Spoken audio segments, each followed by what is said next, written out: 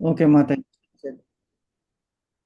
ఓం అజ్ఞానం తిమిరాంధస్య జ్ఞానాంజనశలాకయా చక్షురున్మిళితం येन తస్మై శ్రీ గురవే నమః. శ్రీ చైతన్య మనోభీష్టం స్థాపితం येन భూతలే స్వయం రూప కదా మह्यं దదాతి స్వపదాంతికం వందేహం శ్రీగురో శ్రీయుతపదకమలం శ్రీగురూన్ వైష్ణవాంచ చ శ్రీరూపం సాగ్రజాతం సహగణ రఘునాథాన్వితం తం సజీవం సాద్వైతం సావధూతం పరిజన సహితం కృష్ణ చైతన్య దేవం శ్రీ రాధాకృష్ణ పాదాన సహగణ లలిత శ్రీ విశాఖాన్వితాంశ నమో ఓం విష్ణుపాదాయ కృష్ణ ప్రేష్టాయ భూతలే శ్రీమతే భక్తి వేదాంత स्वामिनीति नामिने नमस्ते सरस्वती देवी गौरवाणी प्रचारिणी निर्विशेष शून्यवादी पाश्चात्य देशतारिणे वाञ्छाकल्पतरुभ्यश्च कृपा सिन्धुभ्य एव च पतितानां पावनेभ्यो वैष्णवेभ्यो नमो नमः।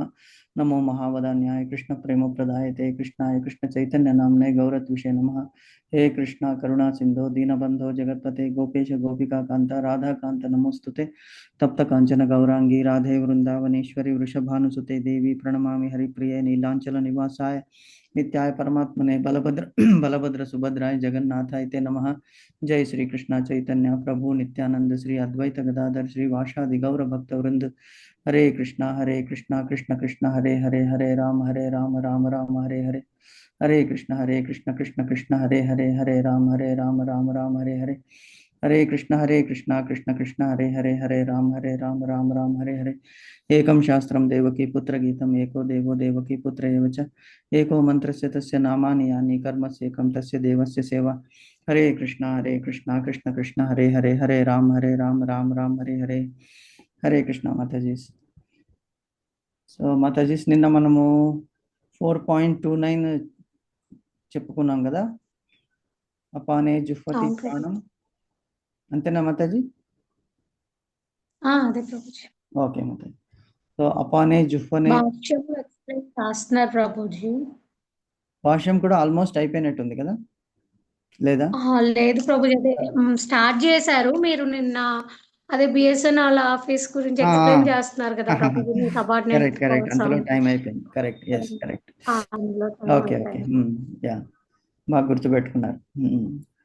నైస్. అపానే నిన్నైతే జుహ్వతి. మనము చెప్పండి మాతాజీ.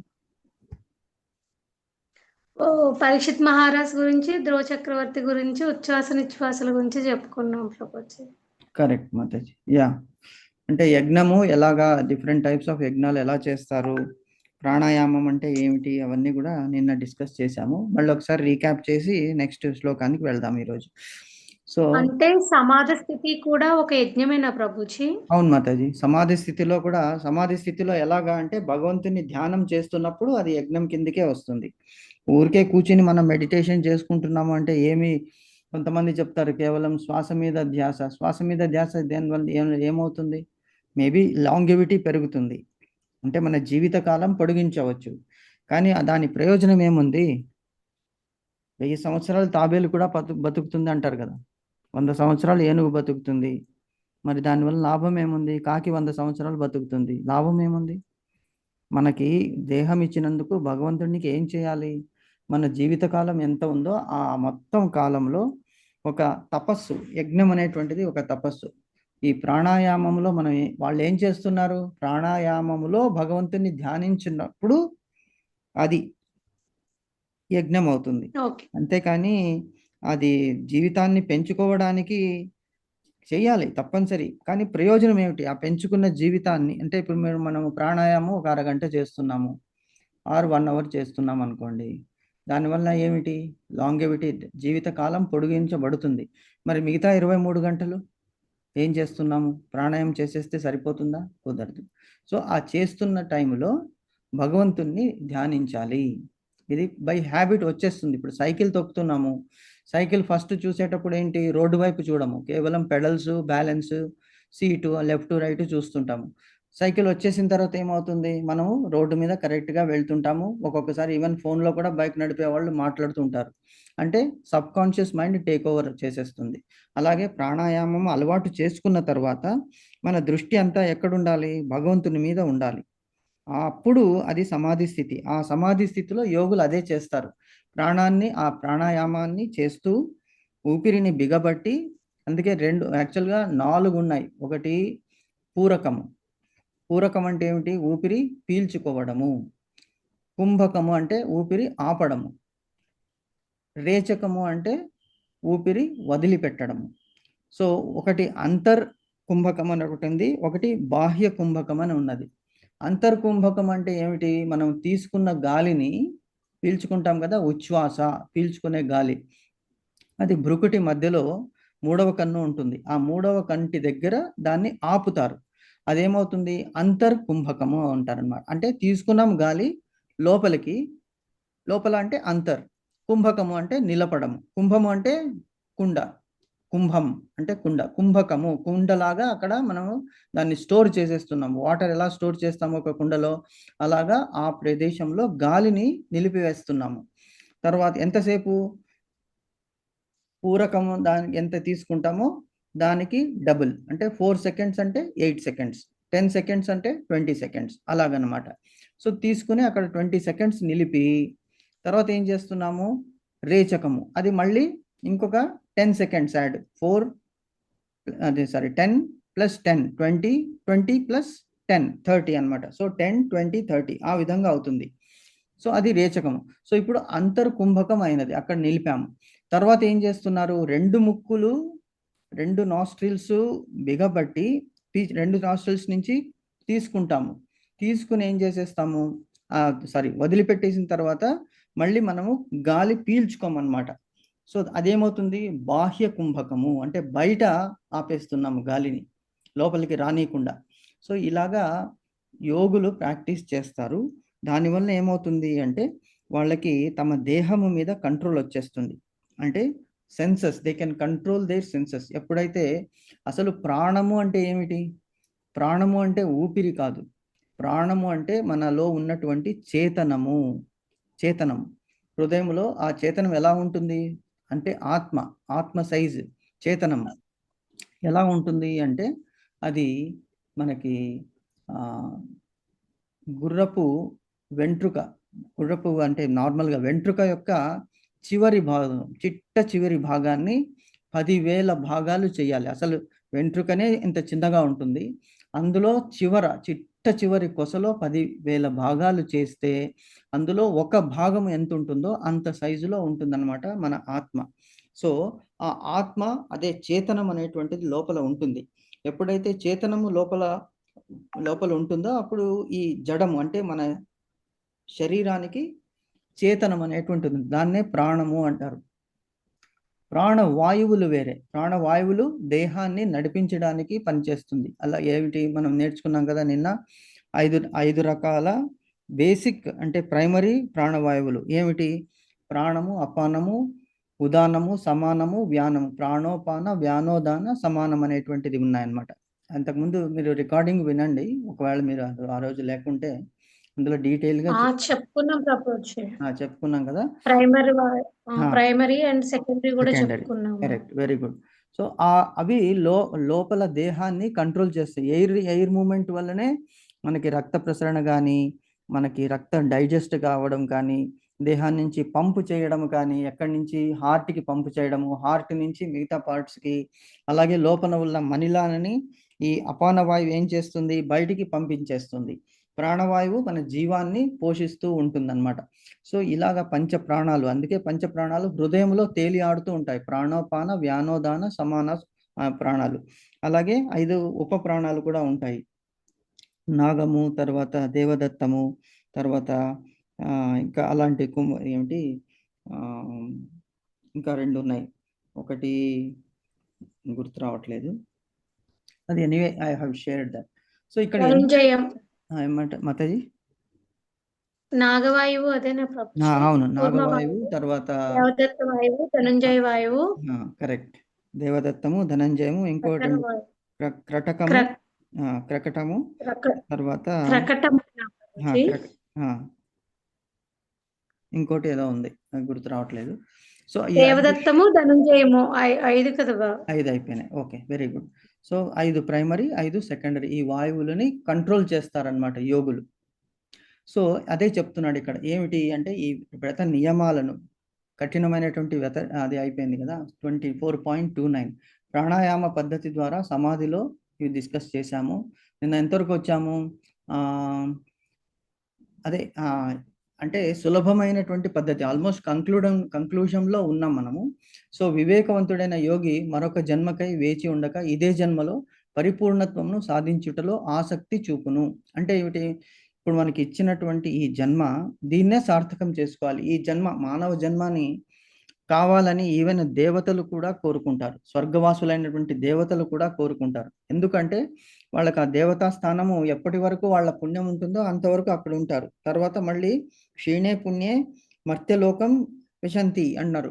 ఎప్పుడైతే పుణ్యం అయిపోతుందో మళ్ళీ ఇక్కడికి రావాలి తప్పదు. ప్రతి ఒక్కళ్ళకి కూడా.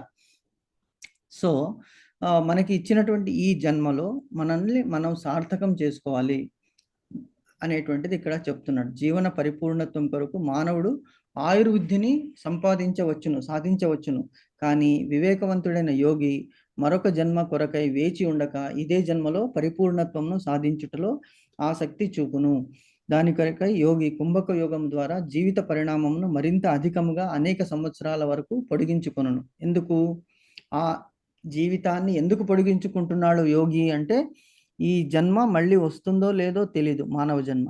సో, ఈ వచ్చినటువంటి జన్మని ఎంత వీలైతే అంత లాంగ్ మనం ప్రొలాంగ్ చేసుకుంటే, అప్పుడు భగవంతుని సేవ మనము ఎక్కువ చేసుకోవచ్చు. సాధన ఎక్కువ చేసుకోవాలి. బేసికలీ సాధన. మనం చేస్తున్నది సాధన. సో, ఇలాగే భగవద్గీత మొత్తం 700 శ్లోకాస్ బై హార్ట్ చేయొచ్చు. ఆ మీనింగ్స్ అర్థం చేసుకోవచ్చు. ఒక్కొక్కసారి చదివితే ఒక్కొక్క కొత్త మీనింగ్ వస్తుంది. ఆ తత్వాన్ని అర్థం చేసుకోవచ్చు. శ్రీమద్ భాగవతాన్ని చదవచ్చు, రామాయణం చదవచ్చు, మహాభారతం చదవచ్చు. ఇవన్నీ చదివినందువల్ల ఏమవుతుంది? మనకి ఒక నిర్దిష్టమైనటువంటి జ్ఞానం వస్తుంది. భగవత్ తత్వము, భగవంతుని గురించి తెలుస్తుంది. సో, ఎప్పుడైతే భగవంతుని గురించి తెలిసి మనం ఆ సాధన చేసుకుంటూ భగవంతుని ప్రార్థిస్తూ ఉంటామో, అప్పుడు ఈ జన్మలోనే భగవంతుని సాక్షాత్కారం కూడా పొందేటువంటి అవకాశం ఉన్నది. ఎప్పుడైతే ఆ భగవంతుని సాక్షాత్కారము, అదే దాన్ని అపరోక్ష జ్ఞానము అంటారు. పరోక్ష జ్ఞానం. అపరోక్ష జ్ఞానం అంటే భగవంతుని దర్శనం. అది ఒక second, flash of a second కూడా అవ్వచ్చు.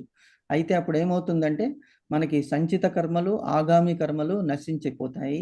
కేవలం ప్రారబ్ధ కర్మలు ఏదైనా ఉంటే మళ్ళీ ఇంకొక జన్మ వచ్చినప్పుడు ఆ ప్రారబ్ధ కర్మలు అనుభవించి మనం గోలోకధామానికి, మోక్షానికి వెళ్ళిపోవచ్చు అన్నమాట.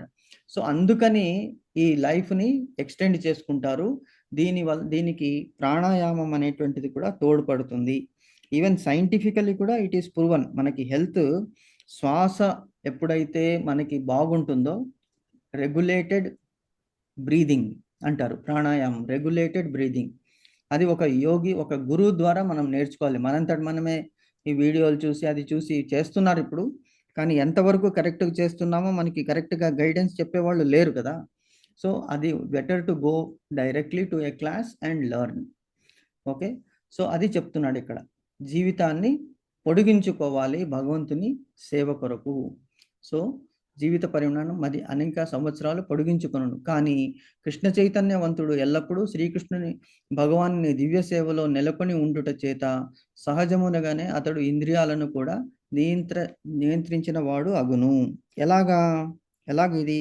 నిన్న మనం ఎగ్జాంపుల్ చెప్పుకున్నాం. లిఫ్ట్ ఉన్నది, స్టెప్స్ ఉన్నది.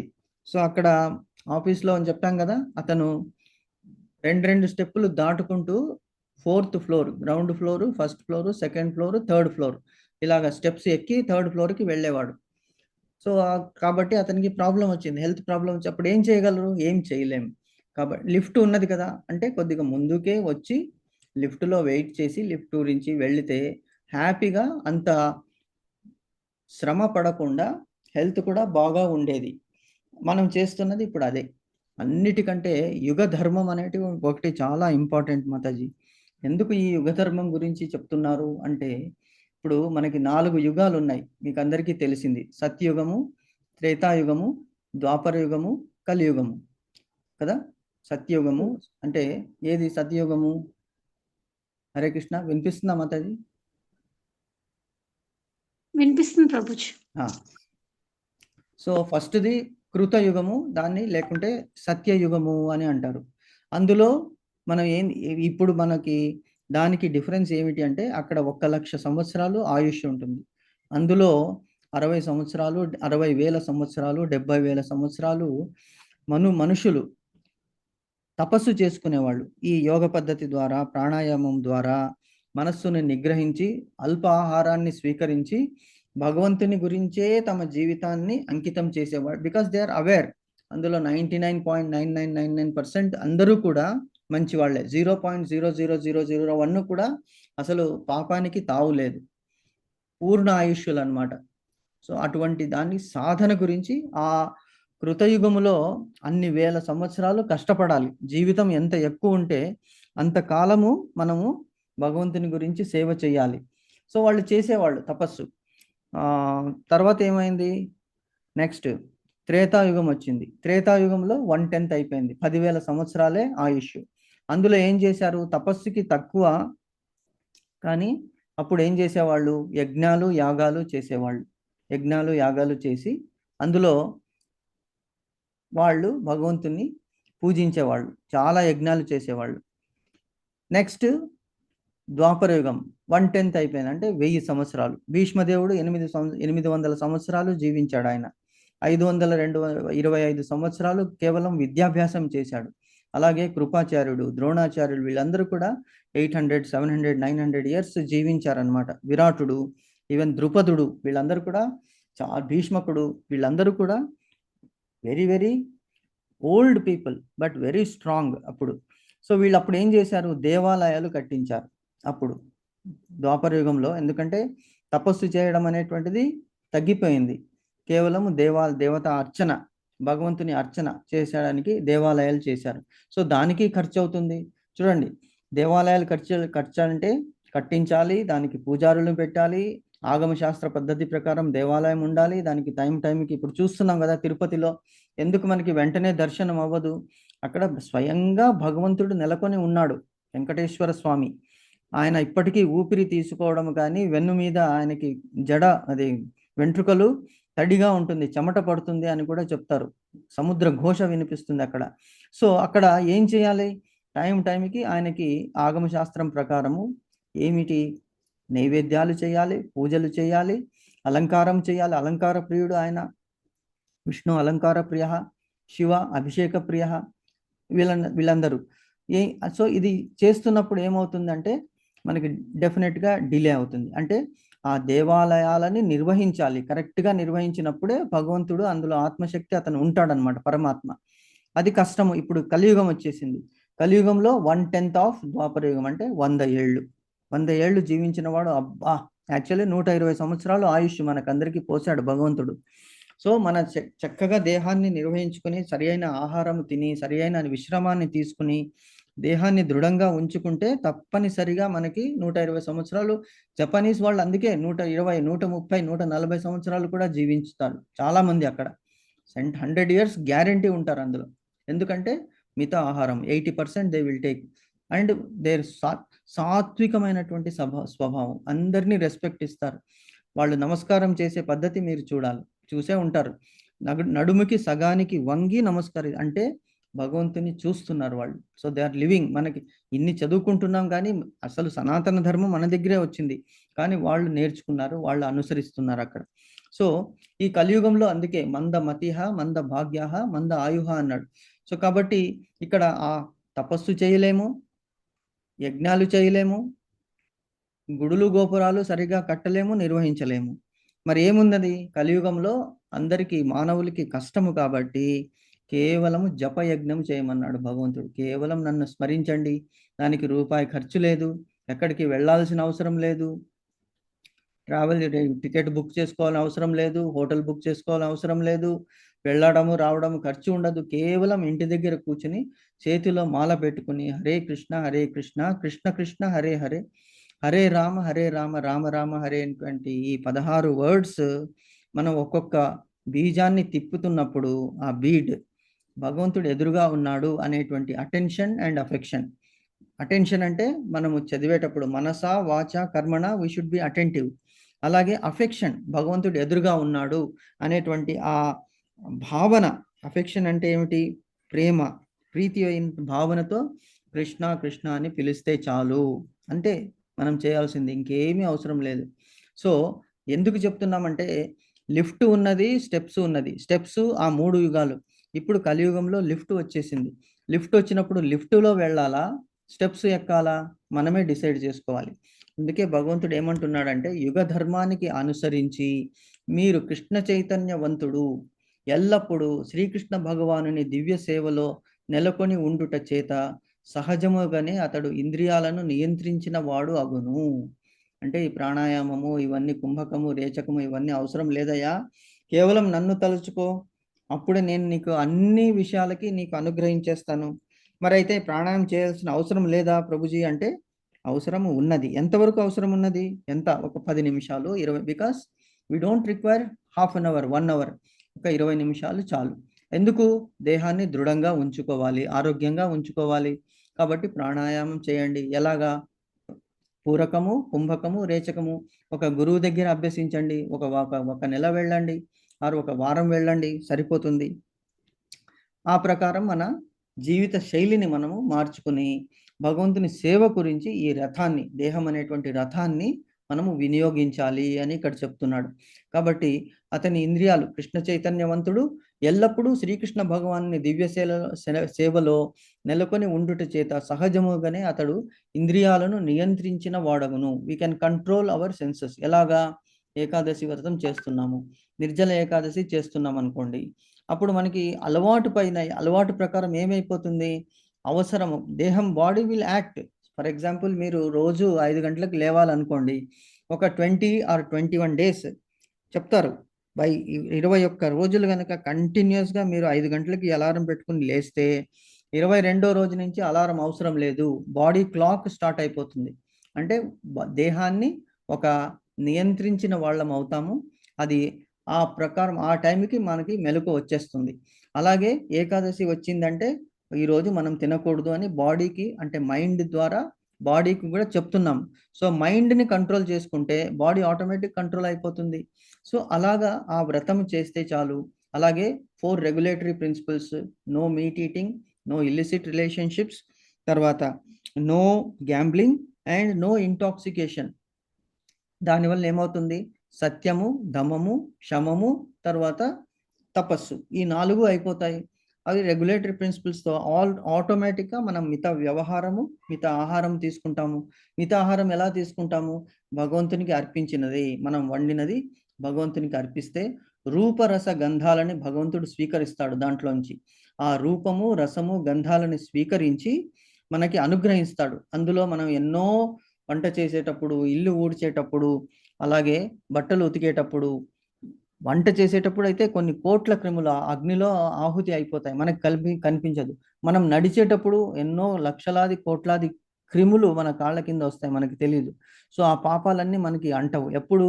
కృష్ణ భావనామృతంలో ఉన్నప్పుడు చేసిన వంటని, ఆ వంటకాలని భగవంతునికి అర్పించి, ప్రభు ఇదంతా నీ స్వత్తు, నీ స్వత్తుని నీకే అర్పిస్తున్నాము, నువ్వు ఇస్తే ప్రసాదంగా స్వీకరించి మేము తీసుకుంటామనేటువంటి అనన్యమైనటువంటి అంకిత భావాన్ని మనసులో తెచ్చుకొని ఎప్పుడైతే మనము ఆ పదార్థాలని స్వీకరిస్తామో అప్పుడు మన ఆరోగ్యము తప్పకుండా ఉంటుంది. అంటే ఆ చేసిన పాపాలు మాకు అంటవు. ఎప్పుడైతే ప్యూర్ ఫుడ్ మనం తీసుకుంటామో, భగవంతునికి అర్పించినటువంటి ప్రసాదం నైవేద్యంగా, అప్పుడు మనం కృష్ణ భావనామృత మిగతా అన్ని కష్టాలు పడాలి అవసరం లేదు. ఇంత సింపుల్గా చెప్తున్నాడు ఈ మనకి భగవంతుడు. కాబట్టి దీన్ని మనం అనుసరిస్తే తప్పనిసరిగా మనకి మోక్షం అనేటువంటిది, అంటే గోలోకధామంకి మనము వెళ్ళవచ్చు. అంటే మళ్ళీ ఈ జనన మరణ చక్రంలో రావాల్సిన అవసరం లేదు. మనకు అనిపిస్తుంది అంతా బాగానే ఉన్నాం కదండి అని. ఎవరినైనా అడగండి మీరు, 100% హ్యాపీ అంటే నో బడీ ఈజ్ 100% హ్యాపీ. ఎందుకు? ఆ కంట్రోల్ భగవంతుని చేతిలో పెట్టుకున్నాడు. కళ్ళాలని ముక్కుతాడు వేసేసాడు. అందరికీ అల్ప స్వతంత్రాన్ని ఇచ్చాడు. పూర్ణ స్వతంత్రం భగవంతునికే ఉన్నది. ఎందుకు? He is the master. Master చెప్పినట్లు మనం వింటే master will be happy. He will make us happy by pleasing us అని చెప్తున్నాడు అన్నమాట ఇక్కడ. సో ఇక్కడ సహజములుగానే అతడు ఇంద్రియాలను నియంత్రించిన వాడగును. అతని ఇంద్రియాలు ఎల్లప్పుడూ శ్రీకృష్ణుని సేవలో నెలకొని ఉండుట. ఎలాగ ఇంద్రియాలు శ్రీకృష్ణుని సేవలో ఎలా నెలకొని ఉంటాయి అంటే, పంచ జ్ఞానేంద్రియాలు, పంచ కర్మేంద్రియాలు. ఏం చేస్తున్నాము? జ్ఞానేంద్రియాలు ఏమిటి, కర్మేంద్రియాలు ఏమిటి మనకు తెలుసు కదా. కళ్ళు, చెవులు, ముక్కు, తర్వాత నోరు, నాలుక, చేతులు, కాళ్ళు అనే చర్మము, ఇవన్నీ కర్మేంద్రియాలు. జ్ఞానేంద్రియాలంటే కళ్ళతో చూస్తున్నాం, చూపు, వినికిడి, తర్వాత చర్మం అంటే స్పృశ, స్పృశించడం అంటే టచ్, ఫీలింగ్. సో రూపరస గంధ, తర్వాత స్పర్శలు, రూపము, రసము, గంధము, స్పర్శము, ఇంకోటి ఏదో ఉంది, రూపము, రసము, గంధము, స్పర్శ, తర్వాత వినికిడి, 5. సో 5 జ్ఞానేంద్రియాలు, 5 కర్మేంద్రియాలు, మనస్సు, బుద్ధి, అహంకారం, మొత్తం అన్నీ కూడా భగవంతునికి అర్పిస్తున్నాము. అంటే మరి మిగతా పనులు చేయాలని అవసరం లేదండి అని అడగొచ్చు మీరు.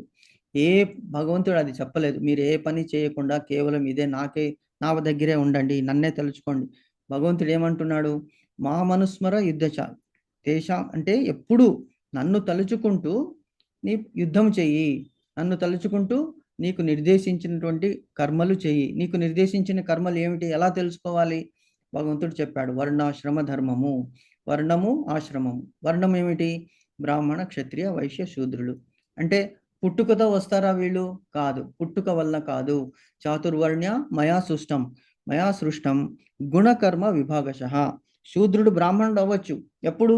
అతనికి వేద జ్ఞానము, భగవంతుని గురించి బ్రహ్మజ్ఞానం ఎప్పుడైతే కృష్ణ భావనామృతంలో వచ్చేసాడో, అతడు పుట్టుక శూద్రుడైనప్పటికీ కూడా కర్మ ఎటువంటిది?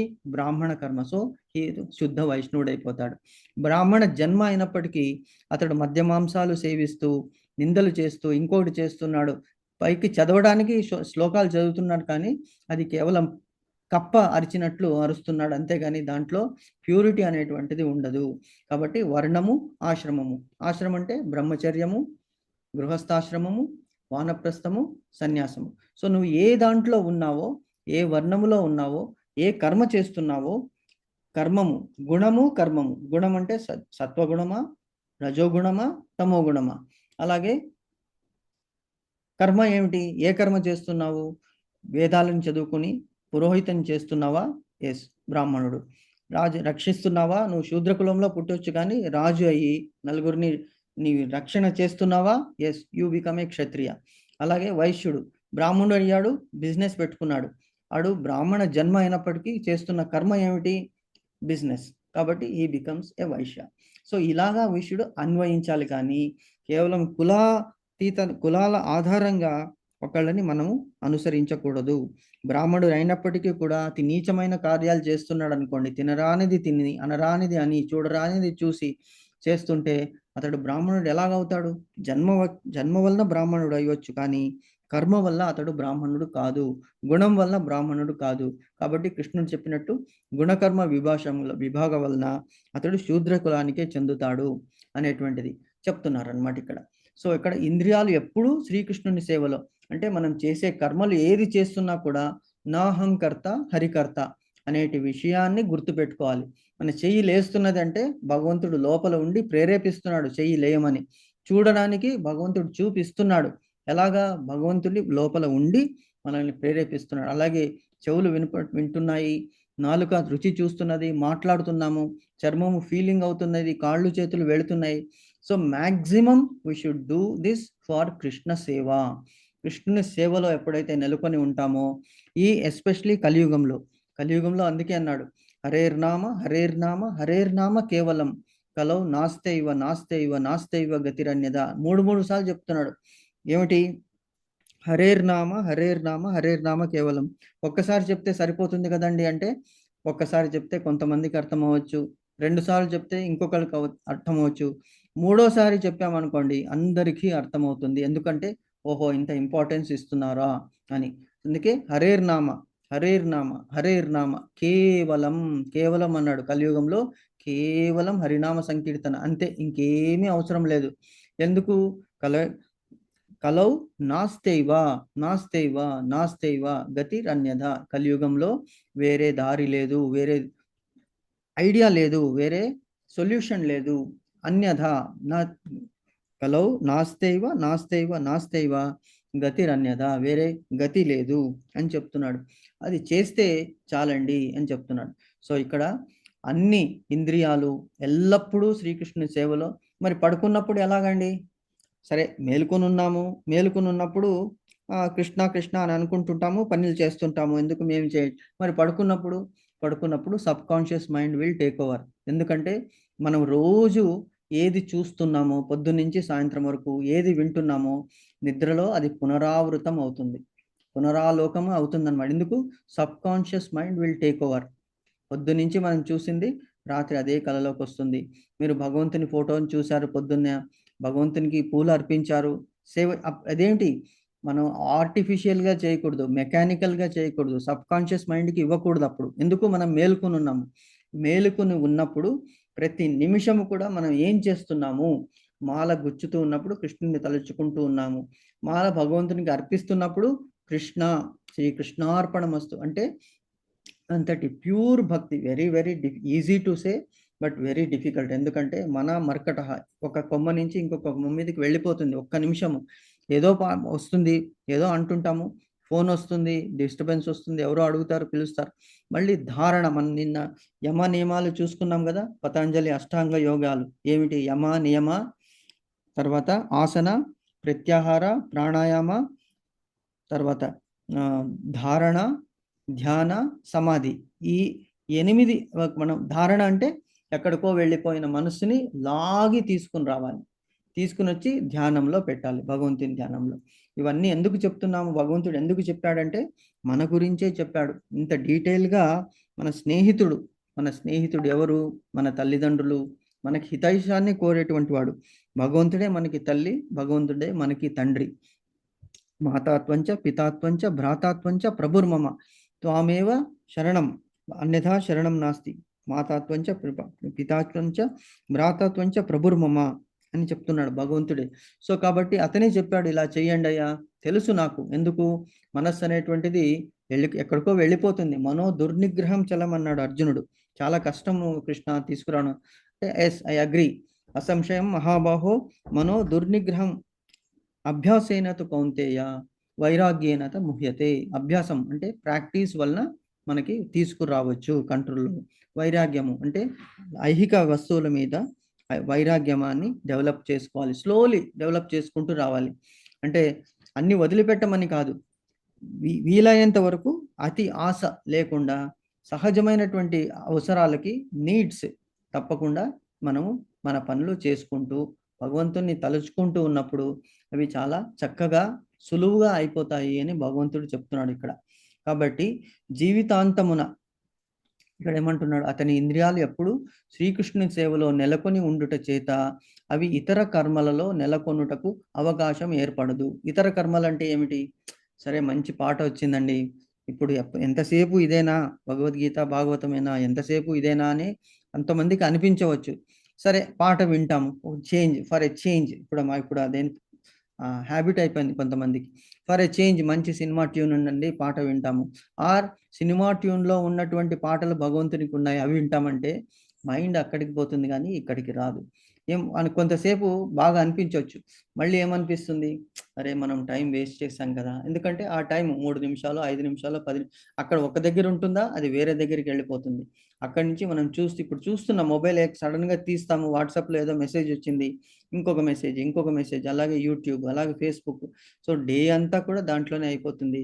End of the day what I did, అయ్యో నేను 2 అవర్స్ వేస్ట్ చేసేసాను కదా, మా 2 అవర్స్ మళ్ళీ నాకు రాదు అనేటువంటి భావన మనకు వచ్చినప్పుడు దాన్ని పక్కన పెట్టేస్తాం. కాబట్టి ఆ ఇతర కర్మలలో నెలకొనుటకు అవకాశం ఏర్పడదు. ఎందుకంటే మీరు చూడండి, ప్రాక్టీస్ చేస్తే మనకున్న టైం తక్కువ, మిగతా డైలీ యాక్టివిటీస్లోనే మనం గడిపేస్తాం, కానీ భగవంతుని సేవ గురించి మనము కేటాయించడము చాలా తక్కువ. అది బలవంతంగా అలవాటు చేసుకోవాలి. కనుక జీవిత అంతమున అట్టి భక్తుడు సహజముగానే శ్రీకృష్ణుని ధామనకు బదిలీ చేయబడును. ఎందుకు?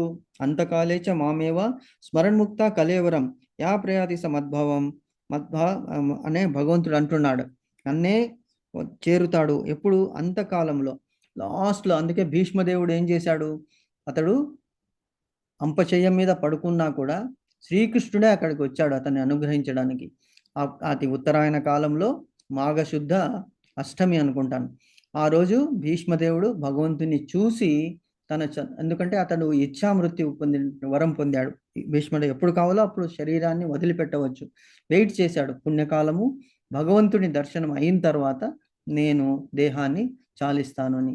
సో చాలా మందికి అది అటువంటి అవకాశం ఎవరికీ రాదు. కేవలం భీష్ముడు అంటే అతని తండ్రిని సంతృప్తి చేశాడు కాబట్టి శంతను మహారాజు అతనికి అటువంటి వరాన్ని ఇచ్చాడు. సో మనకి తెలీదు ఎప్పుడు మనకి లాస్ట్, ఎప్పుడు మనం we are going to breathe last, nobody knows. కాబట్టి ముందు నుంచి శ్రీకృష్ణ భావనామృతంలో కృష్ణుని తలుచుకుంటూ ఉన్నాం అనుకోండి, భగవంతుడు అంటాడు ఒకవేళ నువ్వు లాస్ట్ స్టేజ్లో, లాస్ట్ డేస్లో దేహము కోఆపరేట్ చేయకపోవచ్చు, కానీ నేను నీకు స్మృతిని ఇస్తాను. నీకు ఆ స్మృతిని ఇచ్చి మాట రాకపోవచ్చు, అయినప్పటికీ చేతులు కదులుతూ ఉంటాయి, చేతుల్లో మాల తిప్పుతూ ఉంటారు. మనసులో మనం పలకరిస్తే హరే కృష్ణ అని అంటారు, చేతిలో ఒక్కొక్కసారి అనవచ్చు, కానీ అది అనకపోయినప్పటికీ కూడా చేతిలో మాల హరే కృష్ణ మంత్రం మనసులో అలవాటైపోయింది కదా, చెయ్యి ఆటోమేటిక్గా తిప్పుతుంటుంది. మనం పెదవులు కదలినప్పటికీ కూడా మనసు పలుకుతూ ఉంటుందన్నమాట. సో అప్పుడు ఏమైంది, భగవంతునే తలుస్తున్నాం కాబట్టి భగవంతుడు అంటాడు yes, now you are eligible to come to my లోకం. ఎందుకు, జీవితకాలం అంతా సాధన చేశావు, ఫైనల్ ఎగ్జామ్లో నువ్వు పాస్ అయిపోయావు, కాబట్టి నా దగ్గరికి వచ్చేసేయ్ అని భగవంతుడే ఆ ధ్యానాన్ని మనకి ఇస్తాడనమాట. కాబట్టి అతడు సహజముగానే శ్రీకృష్ణుని ధామముకు బదిలీ చేయబడును, అంటే ట్రాన్స్ఫర్ చేయబడును. ఎలాగా, భగవంతుడే తీసుకెళ్తాడు. అజామిలుడు ఎగ్జాంపుల్ ఉన్నది మనకి.